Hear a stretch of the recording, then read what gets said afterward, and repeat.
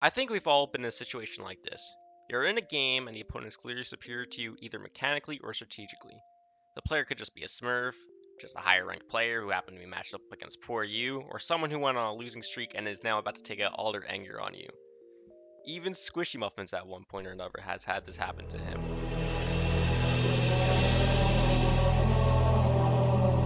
So what do you do?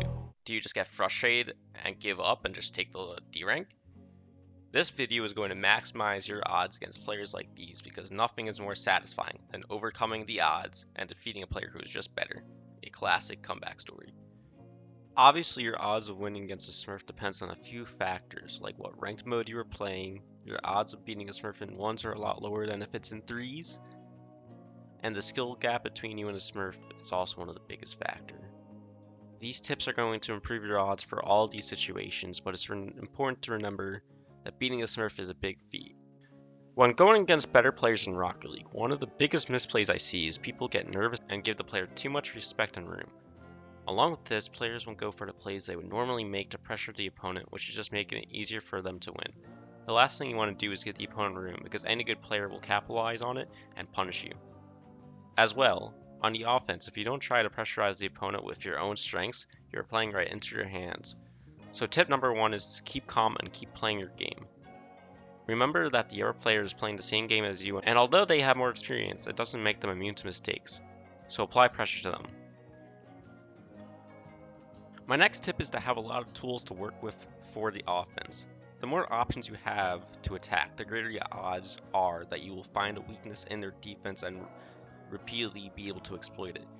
You should have more than just one way to attack so you can remain unpredictable, and during the replays you should be utilizing the time to try and figure out the opponent's tendencies and what the best way to approach the situation is. Don't just skip the replays.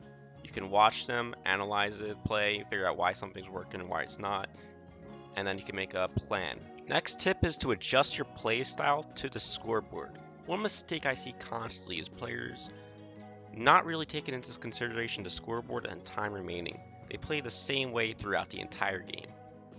The greater you are losing, the more aggressive you should be playing and ramping it up exponentially. This is the same with time remaining as well.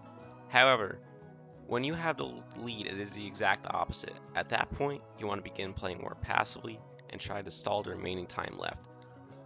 Obviously, this is situational. The more you play, the more you'll be aware of how you should be playing these situations. But these are good guidelines on generally how you should be adjusting your play.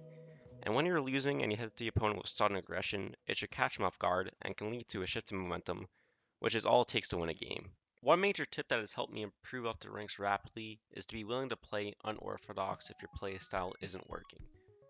Win at any means necessary is the mindset I have going into every single ranked game. I learned this from ones, which is one of the dirtiest play sets. People do whatever it takes there, no matter how it is perceived to win the game.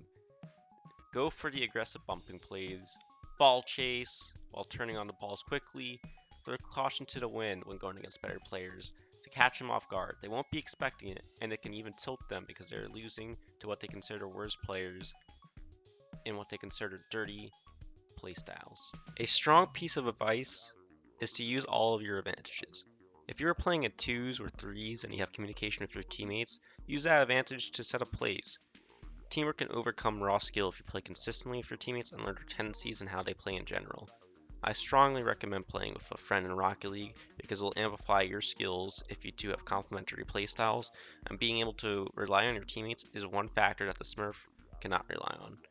If you don't have someone to play with, try adding someone from a ranked match that you randomly see and start playing together. The only thing to be aware of is just because you two played well one game doesn't mean you two will work good together in the long term. Try finding someone who is at a similar skill level as you and is trying to improve with a positive mindset, avoid the negative people. My final advice is to realize that you are at a major disadvantage, and even with the tips, you aren't going to win against Smurfs consistently. Utilize the fact that you're going against these better players to improve instead of getting upset about the loss to your elo, because in the long term, it is just one blip. Watch the replay and see what the opponent did that you can add to your own gameplay and see where you made mistakes. I post Rocket League videos every Sunday. If you enjoyed the video and would like to see more content, consider subscribing and turning notifications on. Leave a comment with your thoughts and suggestions, and you can watch more of my videos by clicking the box.